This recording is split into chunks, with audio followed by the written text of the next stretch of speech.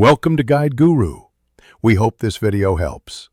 You'll begin by making sure the phone and apps can use custom tones. First, enable notifications and media permissions. This allows new sounds to play.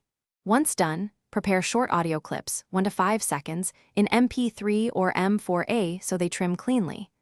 Now open your device settings and go to Notifications, then pick the app you want to change.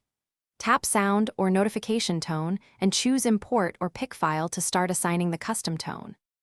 Next, you assign tones app by app and learn platform differences. On iOS, use the app's notification settings or create a shortcut that sets a tone for specific alerts. This is necessary for some apps. On Android, open App Notifications, select the channel, then pick Sound from the file picker.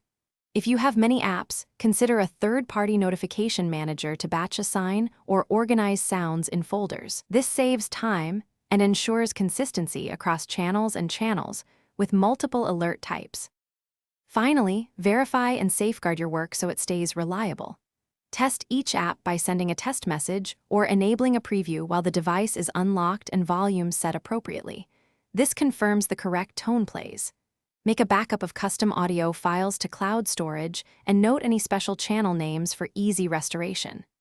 If a tone won't stick, clear the app cache, reset the notification channel, or reinstall the app. This usually fixes permission or profile conflicts that block custom sounds. Thanks for watching. Consider subscribing if we helped you today.